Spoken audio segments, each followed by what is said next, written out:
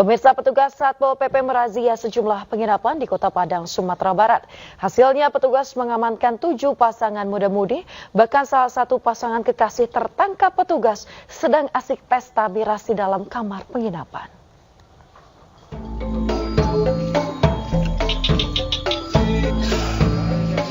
Satu persatu kamar hotel diperiksa oleh petugas Satpol PP Kota Padang saat menggelar razia pekat. Alhasil, didapati sejumlah pasangan muda-mudi di dalam kamar yang tidak bisa membuktikan sebagai pasangan suami istri. Selain itu, petugas juga mendapati sepasang kekasih yang menggelar pesta miras di dalam kamar. Petugas juga mendapati seorang wanita yang diduga PSK berkedok tukang pijat panggilan saat sedang melayani seorang pria di dalam kamar. Sebanyak 7 pasangan muda-mudi yang terjaring razia kemudian dibawa ke Mako Satpol PP guna didata dan mendapat sanksi sesuai perda yang berlaku.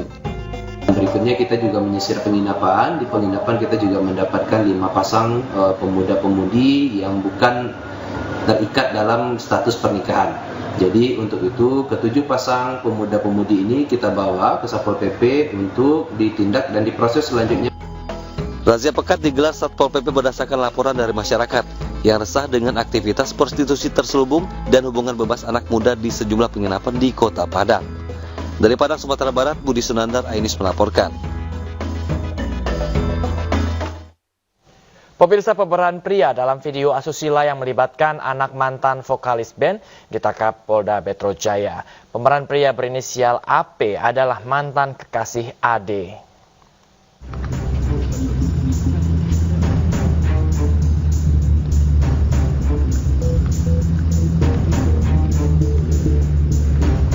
Pria berinisial AP ditangkap petugas Subdit Siber Ditreskrimsus Polda Metro Jaya di kediamannya di Cilangkap, Jakarta Timur, Sabtu malam. Di hadapan penyidik, AP sempat mengelak dan tidak mengakui telah menyebarkan video asusila bersama AD yang merupakan anak mantan vokalis band. Penyidik pun melakukan penggeledahan di kamar AP dan menemukan sejumlah bukti, di antaranya 2 telepon genggam, flash disk berisi video asusila dan laptop yang digunakan untuk menyebarkan video asusila tersebut.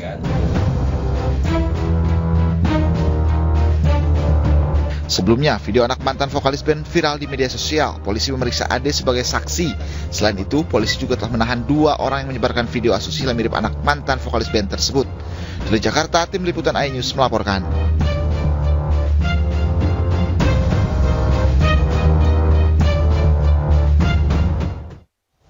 Pemirsa, keluarga korban pelecehan seksual yang diduga dilakukan pengurus pondok pesantren membocorkan video pengakuan pelaku. Video tersebut diambil saat upaya mediasi antara orang tua korban dengan pelaku. Terima kasih banyak atas segala masukan dan kritikan dan kesadarannya untuk saya sendiri. Sekali lagi, saya atas nama pribadi mohon maaf yang sebesar-besarnya. Mudah-mudahan dari kejadian ini saya pribadi akan lebih banyak belajar dan ada hikmah di balik semua. Satu demi satu bukti fakta kasus pelecehan yang menimpa sejumlah santriwati pondok pesantren yang berada di daerah Karawang terbongkar. Orang tua korban membuka video proses mediasi yang dilakukan dengan pihak pondok pesantren. Dalam video ini, pelaku mengaku menyesal dan meminta maaf atas perbuatannya. Sebelumnya, pribadi Bapak sekali lagi mohon maaf atas semua tindakan hilaf Bapak kepada kalian. Mudah-mudahan kalian sudi untuk memaafkan Bapak, dan sekalipun kalian tidak memaafkan, Bapak akan sholat taubat hari ini kepada Allah. Padahal sebelumnya Kiki Andriawan, pimpinan pondok pesantren yang juga meyakini tidak ada perbuatan pelecehan seksual terhadap santriwatinya. Ia juga memastikan sudah terjadi perdamaian serta kesepakatan dengan pihak keluarga. Ini di waktu satu hari puasa itu sudah dimusyawarahkan dengan para wali santri, gitu. Bahkan di saat itu pun semua para wali santri di akhir daripada ending semua yang setelah di statementkan kepada saya pun sudah saling Islam mengislahkan, saling maafkan. Namun ketika selepas anak-anak kelas 9 lulus dan mendapatkan ijazah, mereka langsung membuat reaksi yang lebih jauh lagi di luar dugaan kami begitu. Awalnya kami pikir mereka tidak ada tindakan apapun, tidak ada melapor. Ya, tidak ada pelaporan apapun karena di situ sudah ada kesepakatan di waktu forum itu. Bahkan orang tua santri pun ya sudah memaafkan atas segala kekhilafan dan semuanya. Nah, khilaf di sini bukan dalam arti kata saya adalah kontak fisik pada anak begitu. Nah, saya katakan pelaporan yang dilakukan oleh anak itu masih bias. Itu, dan saya pribadi selaku orang pengelolanya tidak melakukan apapun tindakan kepada anak-anak kami. Malah ada kami itu benar-benar menjaga dan bagaimana cara mendidik agar anak-anak kami lebih baik. Orang tua korban bersikeras akan adanya pelecehan seksual. Mereka pun sudah melaporkan tindakan pelaku ke guru pembina, namun tak pernah ada penindakan. Karena ada hal kejadian yang tidak layak dan tidak pantas dilakukan di pondok. Terjadi yang dilakukan di sana ke semua rata-rata untuk santriwati yang kelas ini. Sebelumnya sejumlah santriwati di salah satu pondok pesantren di Kabupaten Karawang, Jawa Barat diduga jadi korban pelecehan seksual oleh oknum pimpinan pondok pesantren. Kasus ini terungkap usai korban menghubungi orang tua mendesak dan meminta dipulangkan ke rumahnya karena ketakutan. Mereka mengaku sering mendapatkan perlakuan tidak senonoh. Dari Karawang, Jawa Barat, Rudi Setiawan, iNews melaporkan. Pemirsa, keluarga korban penganiayaan pemilik daycare Wenson School Depok, Jawa Barat melapor ke LPSK karena korban mengalami trauma. Rencananya polisi akan melimpahkan berkas perkara ke Kejaksaan pekan ini.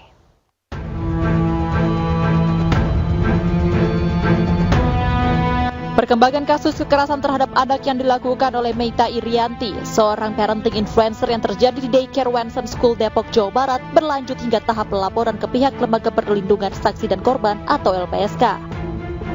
Setelah adanya laporan orang tua korban pertama yang melaporkan peristiwa kekerasan yang dialami anaknya ke Polresta Depok, kini korban kedua bernama AMW yang berumur 8 bulan meminta perlindungan ke LPSK.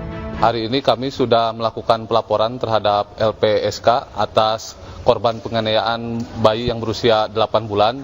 Jadi untuk saat ini sudah ada 2 korban atas tindakan penganiayaan yang dilakukan oleh pihak daycare Depok. Korban yang pertama sudah dilakukan pelaporan juga ke LPSK.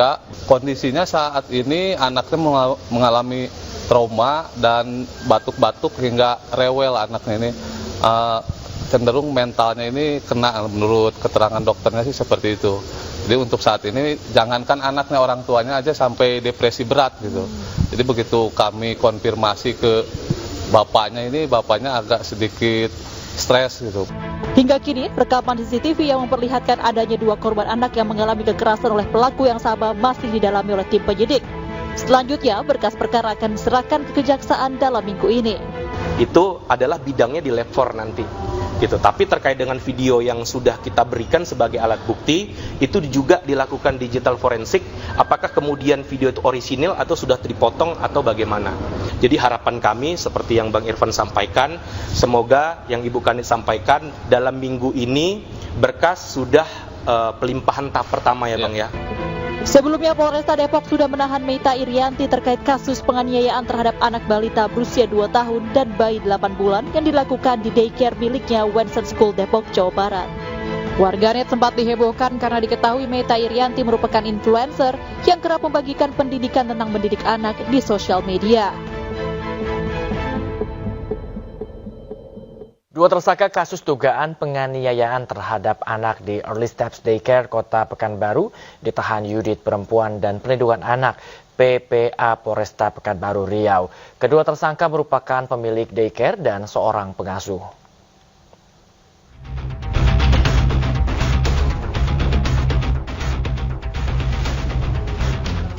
Setelah melakukan serangkaian proses penyelidikan dan gelar perkara, Unit PPA Polresta Pekanbaru menetapkan 2 orang tersangka kasus dugaan penganiayaan terhadap anak di daycare Kota Pekanbaru.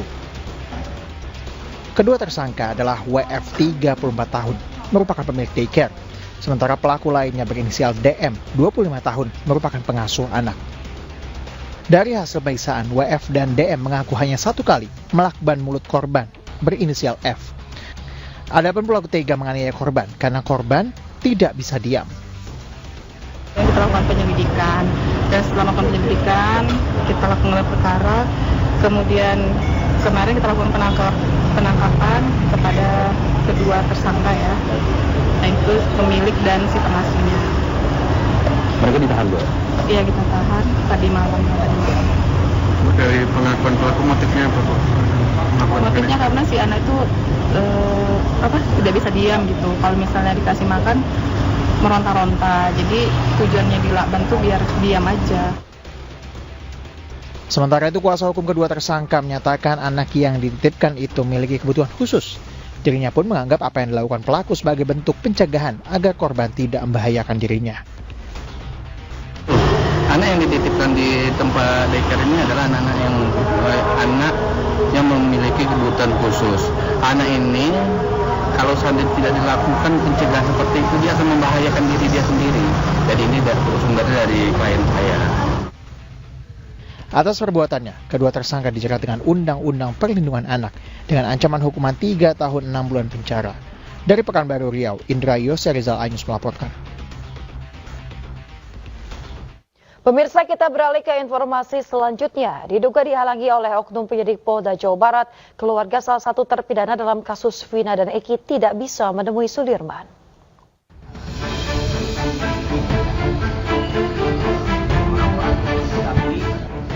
Kakak kandung Sudirman, salah satu terpidana kasus pembunuhan Vina dan Eki, mengungkapkan kesulitannya selama ini untuk bertemu Sudirman. Berbagai upaya sudah dilakukan termasuk komunikasi dengan pengacara yang ditunjuk oleh Polda Jabar.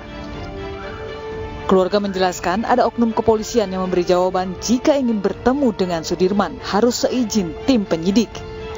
Bahkan pihak keluarga juga sudah melayangkan surat ke Kemenkumham Kanwil Jawa Barat, namun belum ada tanggapan. Nah, itu langsung pencabutan kuasa juga tanpa pengetahuan saya dan keluarga. Oh gitu. Ya. Tiba-tiba udah cabut? Ya, itu juga nggak bertemu sama saya sama keluarga, nggak ada ujungnya. Udah ada aja. Tiba-tiba dari Polda gitu. Dari Polda. Nah, saya keluarga juga nggak pernah ngobrol dan bertemu. Sementara itu kuasa hukum Peggy Setiawan sekaligus praktisi hukum Tony RM menanggapi, jika untuk bertemu Sudirman pihak keluarga harus izin kepada penyidik, oknum penyidik Polda Jawa Barat tersebut telah melanggar hukum. Kalau memang yang dikatakan oleh keluarga dan oleh keluarga Sudirman itu benar, bahwa Sudirman itu masih dalam penguasaan oknum penyidik Polda Jawa Barat, maka tindakan oknum penyidik Polda Jawa Barat itu adalah tindakan yang melanggar hukum. Kenapa kami katakan melanggar hukum? Karena penyidik Polda Jawa Barat itu sama sekali tidak mempunyai hak dan tidak mempunyai kewenangan untuk menguasai seorang Sudirman yang statusnya itu sudah terpidana. Sudirman merupakan salah satu dari 7 terpidana kasus pembunuhan Vina dan Eki yang kini masih mendekam di tahanan. Ke-7 terpidana tersebut divonis seumur hidup. Dari Cirebon, Jawa Barat, Miftahudin, iNews melaporkan. Saka Tatal mantan terpidana kasus Vina dan Eki akan penuhi panggilan Barreskrim Polri sebagai saksi terkait dugaan keterangan palsu yang melibatkan Aep dan Dede. Pemeriksaan akan dilakukan Selasa 13 Agustus hari ini.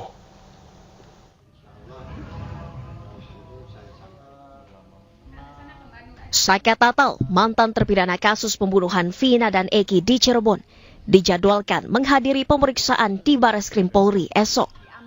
Saka akan diperiksa sebagai saksi terkait kasus dugaan keterangan palsu yang melibatkan Aep dan Dede. Kuasa hukum Saka Tatal Titin Prialianti akan membawa berita acara pemeriksaan atas nama Aep dan Dede yang relevan dengan pemeriksaan dan persidangan 8 tahun yang lalu. Sebelumnya pemeriksaan rencananya akan dilakukan pada Rabu minggu lalu. Namun pemeriksaan kembali diundur menjadi esok. Kalau informasinya hari Rabu, jadi dari Mabes yang akan datang ke Cirebon. Mungkin kepentingannya bukan Saka aja ya, mungkin gitu. Tapi dengan pengunduran waktu ini memang ada informasi Mabes akan datang ke Lapas Bandung yang 7 terpidana itu di. Hingga kini kasus pembunuhan Vina dan Eki belum juga terpecahkan. Banyak saksi bermunculan, seolah menambah kusut benang merah kasus yang harus diurai. Dari Cirebon, Jawa Barat, Tim Liputan iNews melaporkan.